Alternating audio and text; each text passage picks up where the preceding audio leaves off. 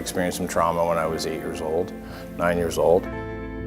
When I first started using, I think I was probably 12 or 13 when I was introduced to alcohol for the first time. And as the years went on, it just got worse, you know. But it was always alcohol when I was younger. I got introduced to, you know, marijuana and hash, probably 18 or 19, dabbled with that. But when I was 21 I got introduced to cocaine, and that's when, you know, everything went downhill from there. My name is Tim Durling. I'm the owner of Palette Works MB in San Antonio, New Brunswick. I am an addiction counselor, loving father, and 10 years sober.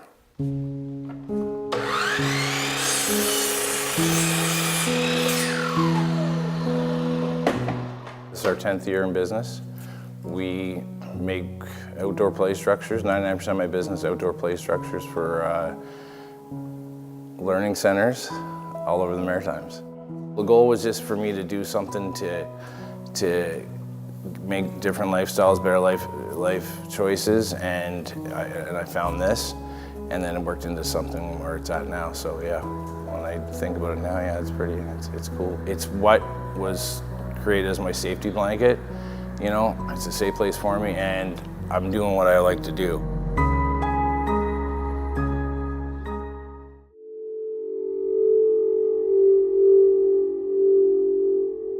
No one likes being in their addiction. No one does. It's so hard to get out of. And I had dug myself in such a hole. I had burnt every bridge. My family, no one believed anything I said. Old friends, hockey friends, no one wanted me around. And I don't blame them. I got in some legal problems and ended up in Shediac jail there, probably 14 days total there, and then I was at large for 30 days.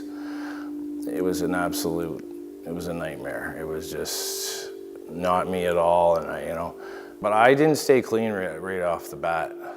That was 2 nights after Halloween. I went to Sussex, and I was still finding ways to get my drugs. And then I was coming to Moncton one time with my parents, and I had some big friggin' scheme worked out. They were going to Costco. I was going to have someone meet me, and I was just distressed. And I was like, you know what? That's done. I'm done. And I just made that decision. And they're like, "Are we going here?" I said, "No, we're going. Let's go home." And we did. And that was November 17th, 2014.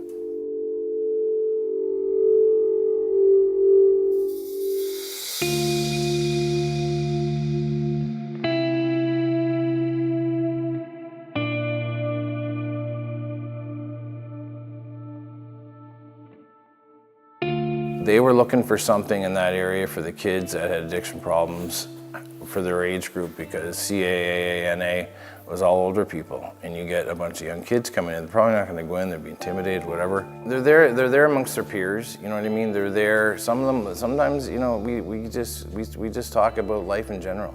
You know, it's one thing to hear my story and to get help from me, but when it's way better for them to be getting it from someone that is their own age and that's doing well. So, you know, it's not a walk-in, you know, Dr. Phil get fixed group. It's, you know, it's something that's always going to be there. Some of them I don't see them for 2 or 3 months, and then they'll show up again. Like a kid showed up, he was on my caseload 8 years ago. And he's doing great. He just showed up to the group 2 weeks ago, man. It was so nice to see him, you know. Some of them that come every week are struggling, and some of them come every week, they're not struggling, they're doing great. They just come there to support me and to help support the other kids, and you know what I mean, anyone else that's coming in. So there's a lot of benefits to it. It's not just me, it's the kids that come in as well, you know. So.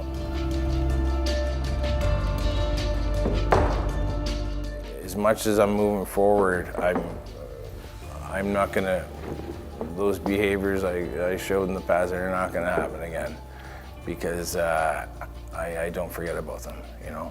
I don't forget people I hurt and hurting myself and just poor decisions that, you know, I don't ever want to go down that road again. I just want to keep moving forward in a positive manner.